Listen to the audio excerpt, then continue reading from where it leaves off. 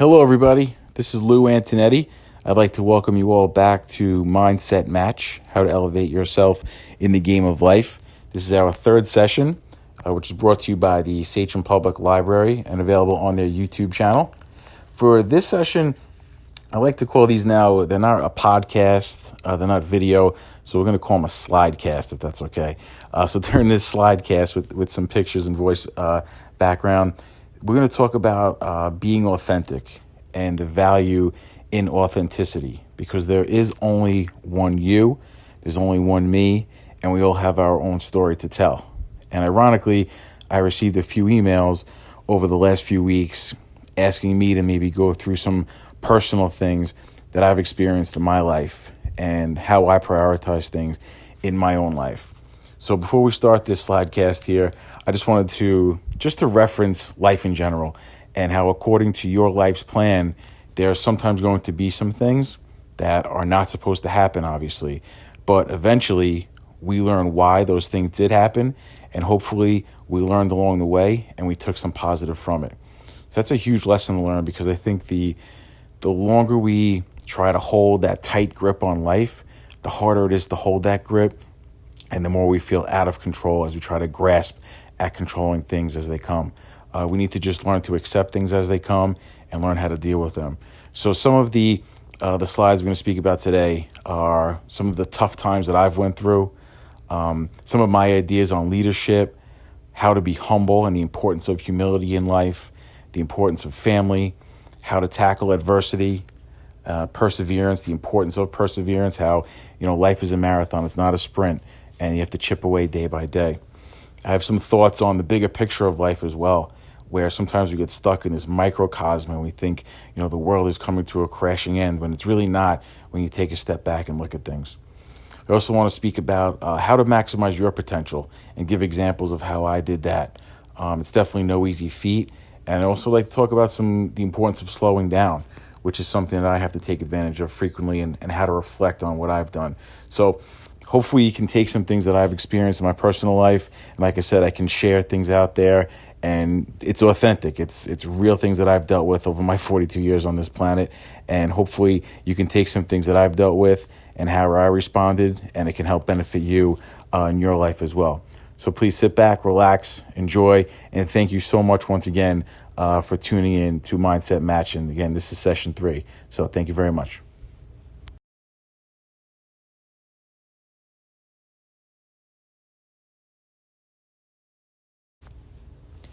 The first concept that I'd like to discuss here in this session is about life and how tough times don't last, but the tough people in life do.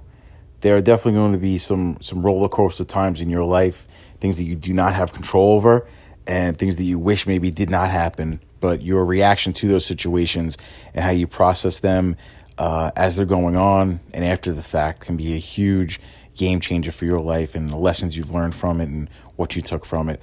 For me personally, my toughest time in life, and again, we're going to start this off with a bang here, was when my father passed away.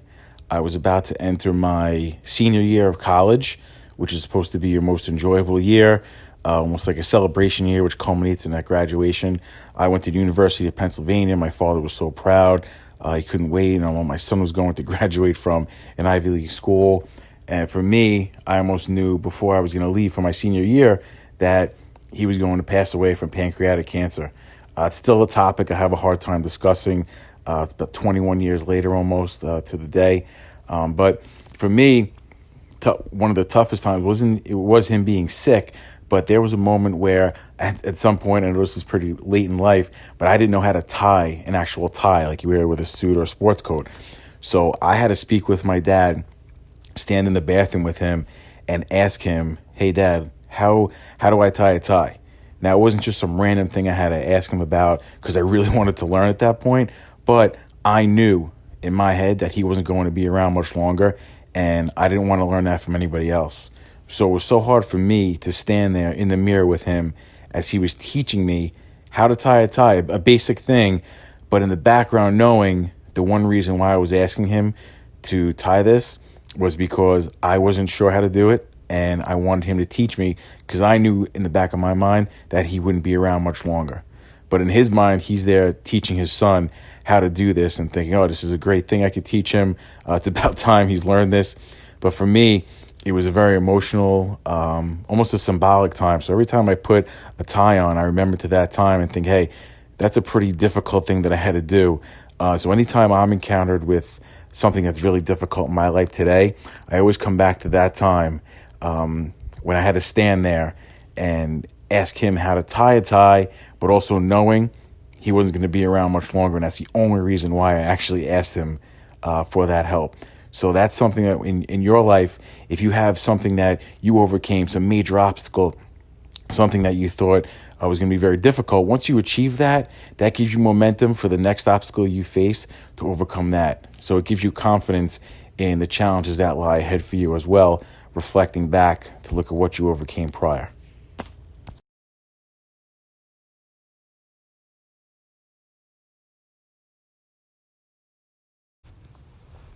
Now, for me in my life, this saying here could not ring any more true. You are what you do, not what you say you'll do. For me, throughout life, throughout my high school years, my college years, and my professional career, I always pride myself on what I do, how I perform, how I treat others, and what my actions are. Again, the simple saying of this is actions speak louder than words, which we know. Or, you can talk the talk, but can you walk the walk? But I firmly believe it's all about your last action. And you're truly defined by what your last action is. Your reputation cannot be brought back. So that whatever your actions are going to dictate what your reputation is. So remember, you're representing not only yourself, but also whatever team you're with, whatever organization you're with, and also your family's last name as well. So for me personally, growing up action-wise, I was quiet, I was humble, but I knew that I didn't have to speak and brag about what I was doing or what I was going to do. I would just speak with my actions, with my performance. So whether that be in the classroom, whether that be on the athletic field, or whether that be in my career, it's something that I pride myself on, where you don't have to be the loudest person on the field. You don't have to be the loudest person in a room or in a meeting, but you just need to perform on a consistent basis, day in and day out, and people will see what your value is about.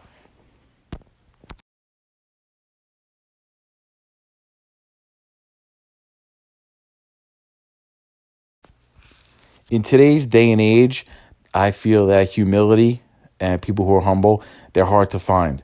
That old school grinder mentality is tough to find today, I feel, because a lot of people, they are on social media promoting the great things that they do, as opposed to having that quiet confidence. Some things I think are meant to keep private, just to know that you can do them or you have done them. And I think that kind of gives you more power, momentum, and confidence going forward. To put everything you do out there, look at me, look at me. Some people might take that the wrong way, and you might be doing some amazing things, and I give anyone credit who is. But humility, as it says on this slide, will open more doors for you than arrogance. Now, arrogance, I'm saying cocky. Now, if you're doing amazing things, that's great. But if you're arrogant, if you're cocky, nobody's going to want that on a team, within an organization, within a classroom. That's just something where if you have that confidence, that's great. Be confident, and you should have confidence, and try to build that confidence every day you live. But keep that confidence quiet and just perform. And what you show, what you exhibit, what your actions, like I spoke about the previous slide, that's going to come out. People are going to know what you're capable of. You don't have to tell them. So being humble is something, just a personal experience I had. I graduated from UPenn with a degree in economics. Thought I was big time. I worked on Wall Street for a year out of school. Decided that Wall Street and stock market trading wasn't for me at the time. This is around 2001, the summer of 2001. So for me, I wanted to go into teaching. I wanted to go into coaching. I just felt like there was more to life for me than just trading stocks. I needed more interaction with people. So landed a great graduate assistant job in the Stony Brook University athletic department. I'm there. I'm thinking, okay, here I go. I'm going to live the dream. Both my parents were teachers, so that inspired me as well. And when I went into this job, I pulled in. I had a Mercedes. It's actually like a half a Mercedes. It wasn't the best one at all. My wife made fun of it, saying it was like a half a Mercedes when she met me. But I pulled up to Stony Brook in a Mercedes, and within that first week, I'm thinking, oh, big shot, Wall Street. Like I could do this, no problem.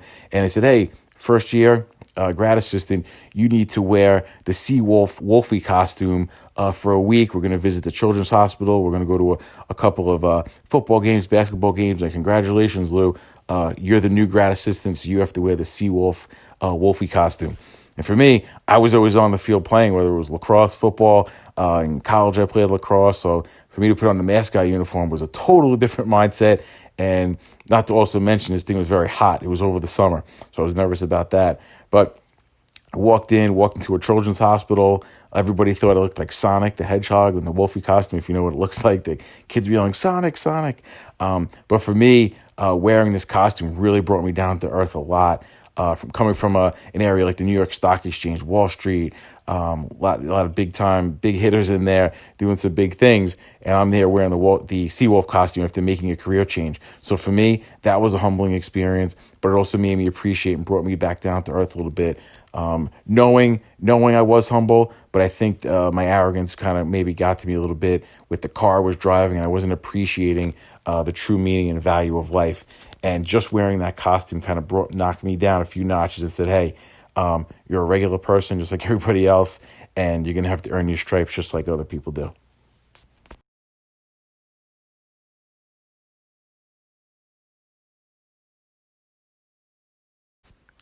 Adversity is something that we're all going to face in life. And if you know somebody who has never had to encounter adversity, then I'd be a little wary of them, because I feel like it's the people who have not had to overcome challenges. Those are the people sometimes you have to worry about with how are they going to perform when it gets a little tough. If they're on your team, or if they're in a classroom, in a group work in a classroom, or in a competitive setting, you just wonder, can this person cut the mustard when it gets a little difficult in life. But like it says here, adversity introduces a man, a woman, anyone to him or herself. It's something where it's going to show your character right up front. And for me personally, there was a situation where, I know it sounds small because it's in middle school, but I was going into my 8th grade year, which in Sachem was, your last year of middle school, playing lacrosse, couldn't wait, one of the top players on the team, through hard work and dedication. And then all of a sudden I think it was the second game of the season, I broke my wrist on my right hand during a game. So right there, my season was done. And, in 8th grade, it's not a big deal. It's only 8th grade. But for me, it was crushing, because, that small world where you think, oh, everything's coming to an end. Oh, my God, this is a crisis. Well, there's a bigger picture out there, we know. But being that I couldn't use my right hand, which was my dominant, strong hand, I said, hey, you know what? I'm just going to take the ball, my stick, and during practices go on a brick wall during practice, instead of just standing there loafing around, drinking water, goofing around my teammates. Just with one-handed left hand against the wall every single day. And I use that as motivation, and I say, hey, now's the time where I can build up my weak hand, so when I go up to high school, JV, varsity, I'll be ready to play at that level as well. And it was something for me where I said, I'm going to try to turn this negative into a positive. And I almost said to myself, good, I'm glad I got hurt, because I could develop my weak hand, not, oh, this is bad, I don't know how I'm going to handle this. So to turn that negative into a positive for me at that young age, I think it just showed me later on how I can do that in certain situations. I know there's somebody named Jocko Willink. He's a former Navy SEAL, and he said anytime something bad happens to him in life, he says, good, because now I can do this, or good, I can do that. So he meets any challenge he receives with a good, I can do this, and he tries to finish that sentence to turn it into a positive.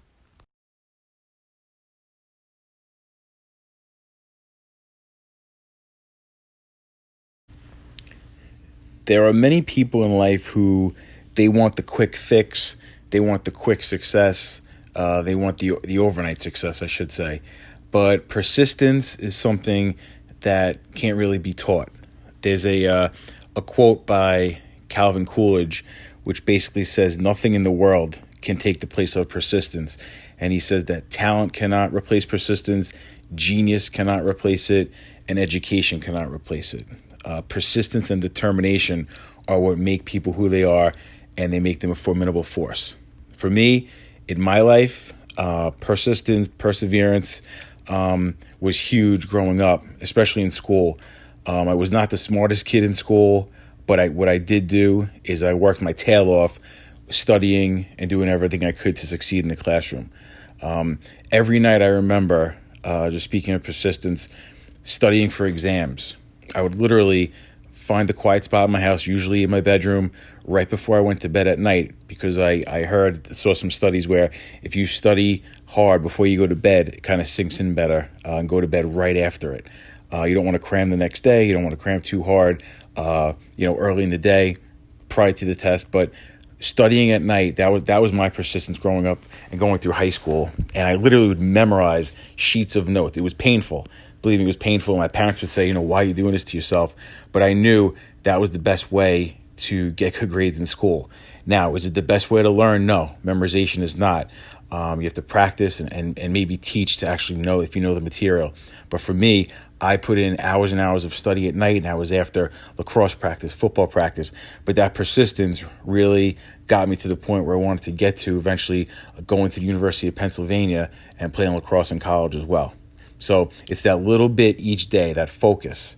So it's kind of hand in hand. If you have the focus, that will enable you to have the persistence if you have the right goals in mind for a proper vision for your future. Another thing you have to be persistent about, especially for me, is to feed your body right every day. Feed your body right in the morning, get off to a good start, and feed your mind right in the morning. Have good mental inputs, whether you're reading something or listening to a good podcast as well. It is a kind of an analogy I heard too, where it's kind of like you take a shower each day. So you take that shower to clean yourself off physically. So we should also kind of clean ourselves up mentally as well too, before the start of the next day, so you go into it with a clear mind, ready to attack the next day. But again, persistence is something I don't think can be taught, but it's something that is so valuable as you try to achieve success. And it takes a little bit of humility too, knowing that you're going to have to chip away each day without that recognition. But the recognition will come later, and it's kind of the fruits of your labor will pay off.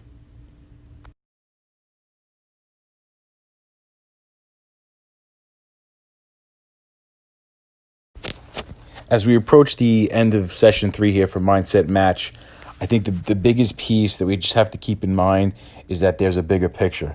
You're going to have your bad days, you're going to have your good days, and there might not be people there to celebrate with you on those good days. So you have to keep those kind of in your mental Rolodex to remember, if you're having a bad day, to remember what you've accomplished. The biggest thing, though, once you just encapsulate everything that you have, is to maximize your potential. For me personally, I was never the fastest or the smartest to pick up a concept in school, but I knew for me, I had to work my tail off at my speed, at my stick skills for when I played lacrosse, and along with football as well. And in the classroom, like I mentioned in the previous slide, I had to study. It didn't come easy for me, but it paid off. So you had to find your niche, you had to find your rhythm. For me, it was in the classroom and athletically, I had to find my rhythm, find out what I needed to work on, to focus on, to get at the most out of what I was capable of. And the big piece here on this slide where it says weak people focus on revenge, strong people will forgive, intelligent people will ignore. For me personally, I guess the intelligent side of that, and not to sound cocky, is I had to ignore any of the naysayers out there. I had to ignore any of the weaknesses I had, and I had to focus and triple down on my strengths and do the best I could to work on my weaknesses. If I just looked at myself and saw where I was deficient, I could have just given up, had fun, stayed on the sidelines, sat in class, didn't pay attention. But I knew for me, I knew what I had to do to succeed. And I also knew it started with me. So people will see potential in you, but you have to see that potential in yourself. And I think that's a big piece as you move forward and as you get older in life, because when you move through high school, you have some freedoms. And when you go to college, you have even more freedom. So when you have those freedoms, I remember when I got dropped off my freshman year at Penn, there was a lot there. There was a lot to think about, a lot to see. But that freedom, it can be kind of like a crutch, or it could also be something that you could take advantage of. So the freedom, some people say it's a great thing, and it is, but it's also going to hold you accountable for what you do, that freedom. So freedom can be a great thing, but just remember, you're going to be accountable for your actions. And if you can ignore the nonsense and the chaos in the world and focus on your goals, you're going to go a lot farther. You're going to ascend a lot higher than the people who are worried about pleasing everybody else and being worried about what other people think.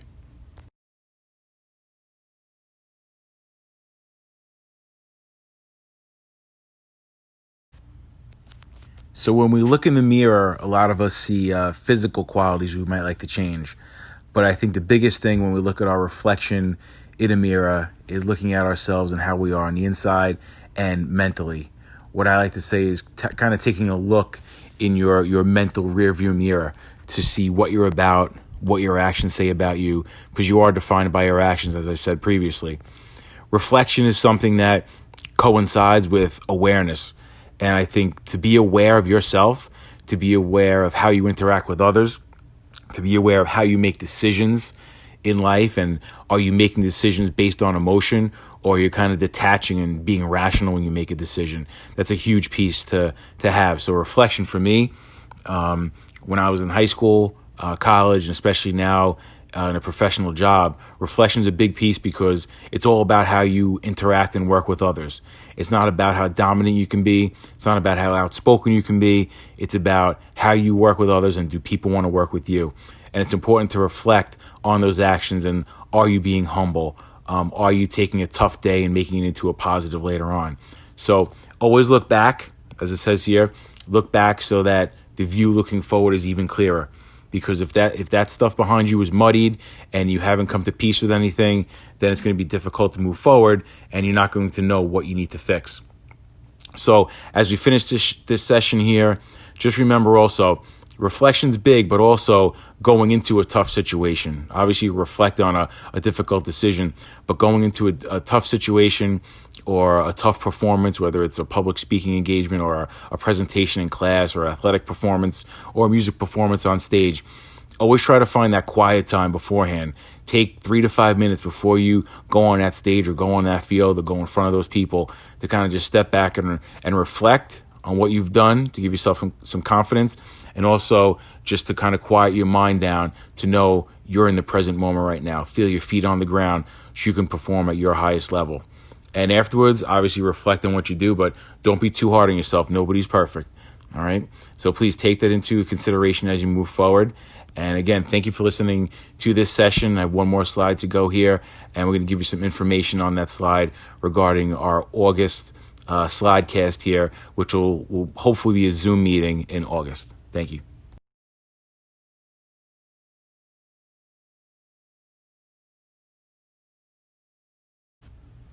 So that wraps up our third session of Mindset Match, how to elevate yourself in the game of life.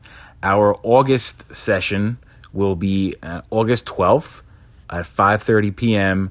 This one will be our first live Zoom /webinar through the library. So please check on the Teen Services page to sign up. We're hoping to get a lot of people there to actually have some live interaction so you don't have to listen to me ramble on for 20 to 30 minutes each month. So really, I really appreciate you listening to this session. Look forward to seeing some people in August on the Zoom call. And on this slide was all my contact information. I appreciate the emails I've been receiving.